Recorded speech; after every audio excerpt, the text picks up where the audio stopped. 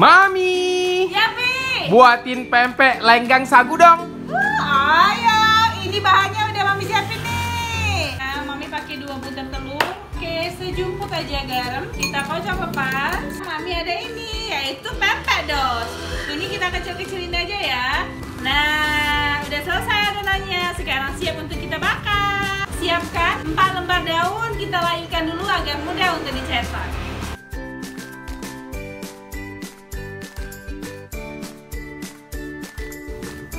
Oke, jadilah mangkoknya. Kita panaskan di api seperti itu, lalu kita tuang saja ya.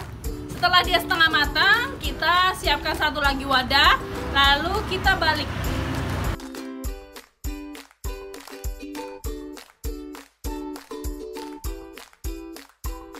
Ada sebagian sisi masih setengah matang, tapi dia bentuknya udah bagus, udah stabil.